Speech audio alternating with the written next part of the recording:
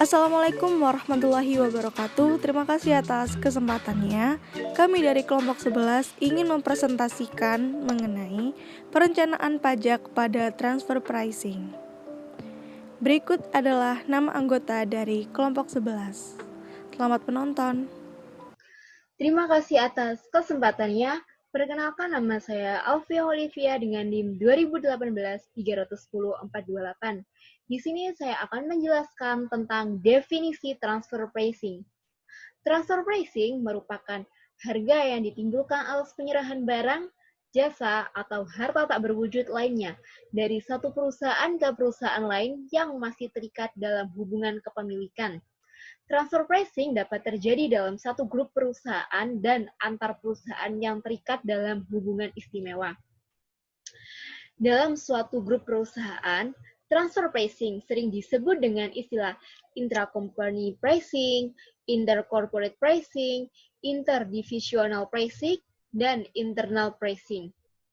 Untuk beberapa istilah tersebut menunjukkan bahwa pengaturan harga tidak sebatas kepada pengaturan harga antar perusahaan dalam satu grup perusahaan saja, tetapi dapat pula terjadi pengaturan harga antara divisi pada suatu perusahaan. Nah, untuk pengertian transfer pricing itu sendiri sebagai harga yang ditimbulkan akibat penyerahan barang, jasa, dan harta tak berwujud yang merupakan pengertian sesuatu yang netral atau secara umum. Namun, untuk istilah transfer pricing itu sendiri sering diartikan sebagai sesuatu yang tidak baik. Maksudnya yaitu pengalihan atas penghasilan kena pajak dari suatu perusahaan multinasional ke negara-negara yang tarif pajaknya rendah dalam rangka untuk mengurangi total beban pajak dari grup perusahaan nasional tersebut. Dan dari definisi transfer pricing itu sendiri ada transfer pricing manipulation. Nah, untuk transfer pricing manipulation itu sendiri merupakan suatu kegiatan untuk memperbesar biaya atau merendahkan tagihan yang bertujuan untuk memperkecil jumlah pajak yang terutang. Sehingga manipulasi transfer pricing dapat dilakukan dengan cara memperbesar biaya atau memperkecil penjualan melalui mekanisme harga transfer dengan tujuan untuk mengurangi pembayaran pajak. Selain itu, pada manipulasi transfer pricing terjadi dengan cara menetapkan harga transfer menjadi terlalu besar atau terlalu kecil, dengan maksud untuk memperkecil jumlah pajak yang terutang. Karena dengan memperkecil jumlah pajak yang terutang, keuntungan yang diterima oleh perusahaan multinasional akan semakin besar. Nah, dampak dari praktek transfer pricing itu sendiri adalah harga yang menjadi terlalu tinggi atau harga yang menjadi terlalu rendah. Dan untuk selanjutnya, di sini ada perusahaan multinasional atau biasanya disebut dengan multinational corporate.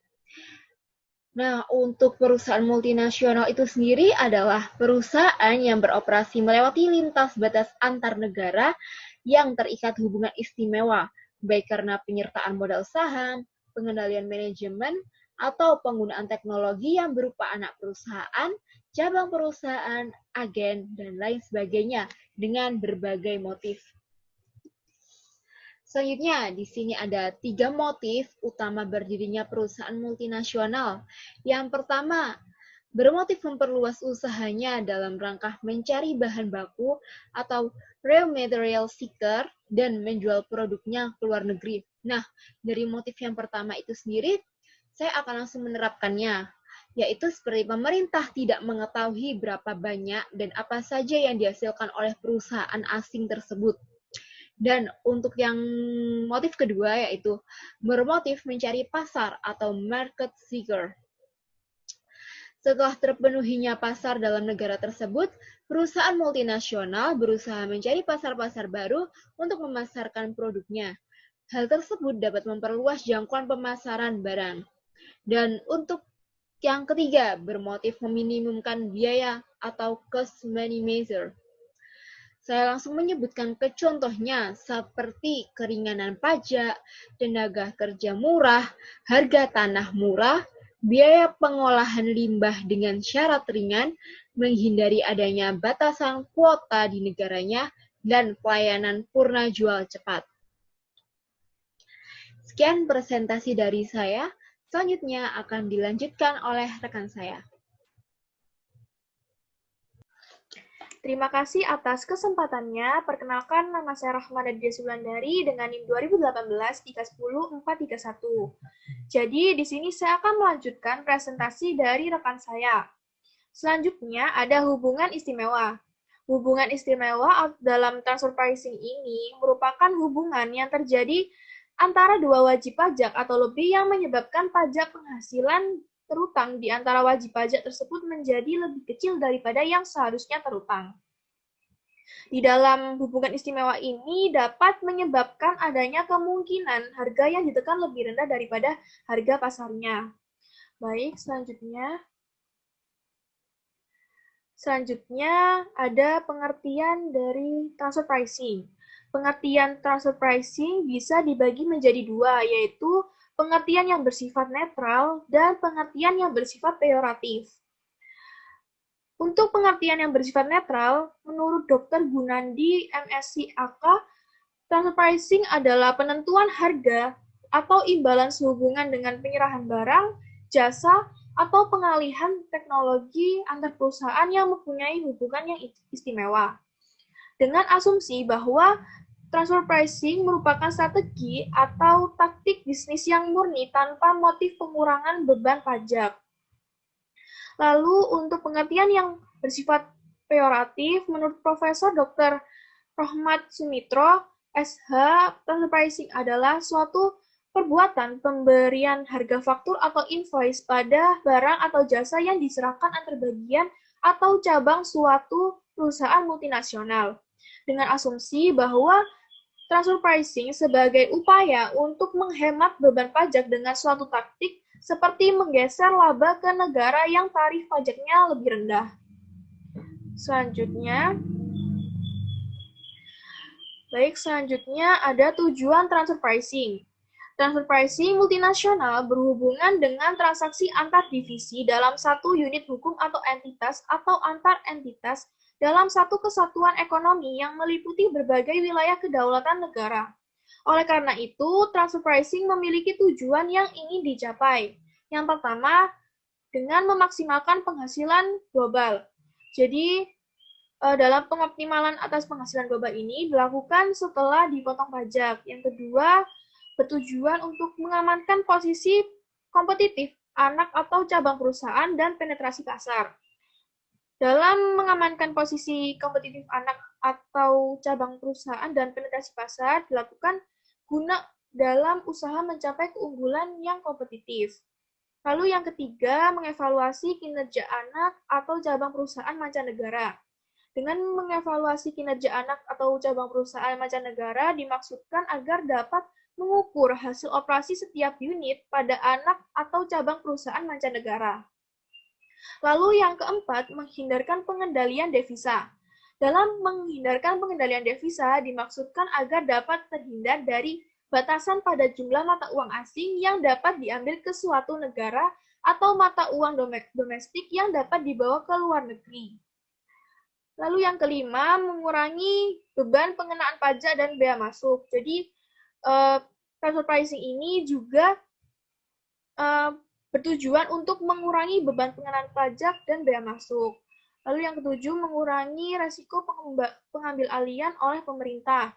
Selain tujuan mengurangi beban pengenaan pajak dan bea masuk, juga transfer pricing ini juga dapat mengurangi resiko pengambil alihan oleh pemerintah. Baik, sekian presentasi dari saya. Selanjutnya akan dilanjutkan oleh rekan saya. Terima kasih atas kesempatannya. Baik, di sini saya akan melanjutkan presentasi dari rekan saya, yaitu mengenai metode harga transfer. Nah, yang pertama ada harga transfer dasar biaya atau cost-based transfer pricing.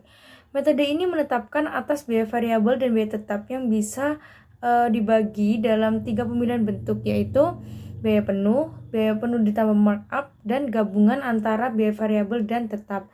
Kemudian yang kedua, harga transfer atas dasar harga pasar atau market basis transfer pricing.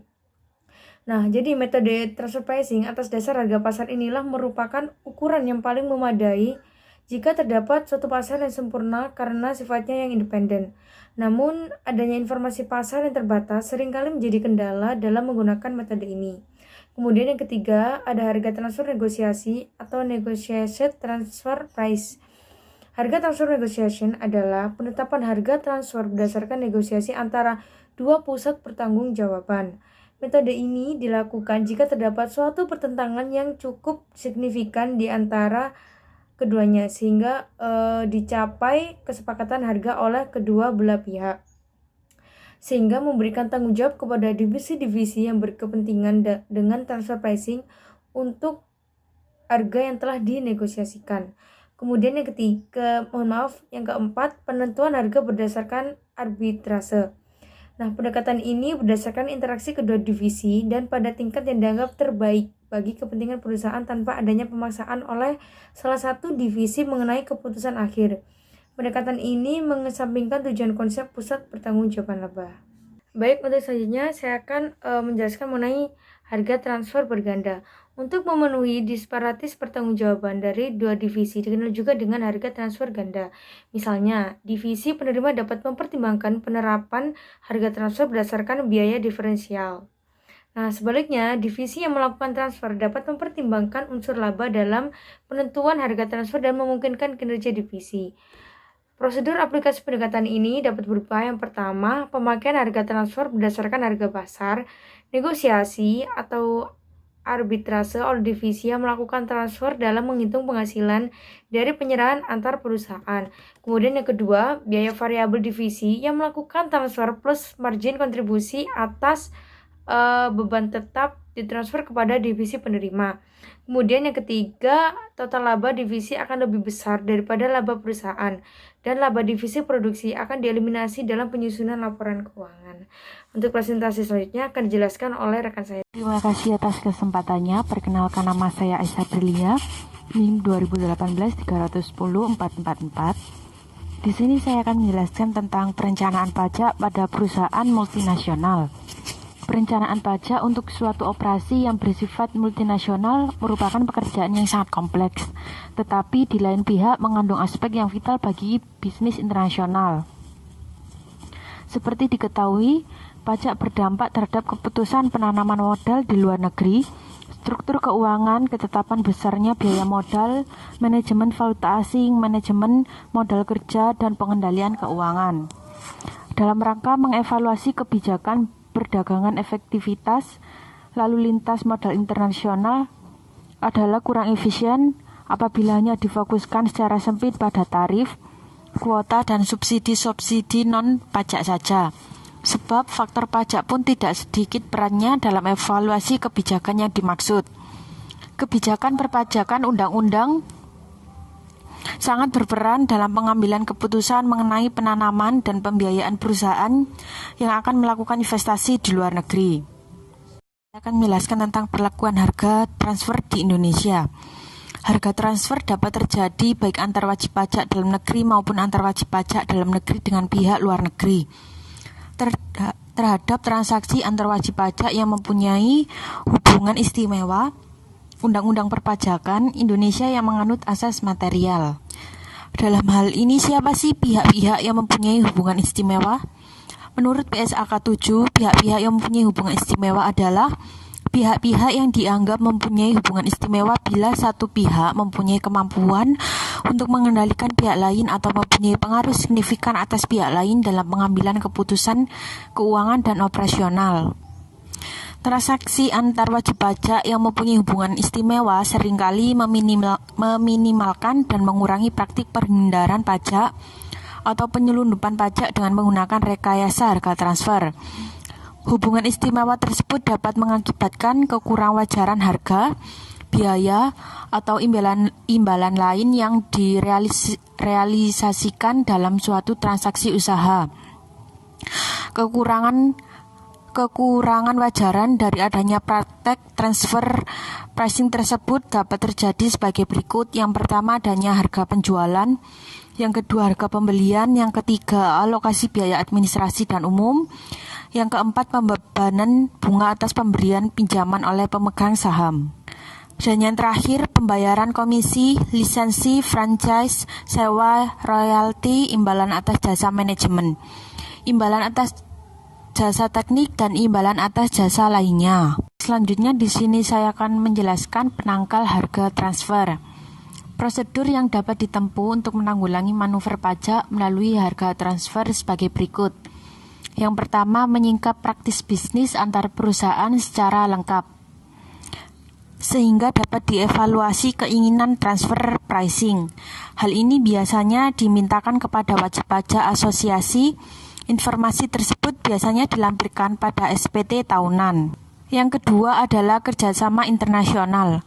Prosedur ini dapat ditempuh melalui pertukaran informasi audit secara simultan atau audit pemajakan secara terpadu antar yuridikasi secara koordinatif.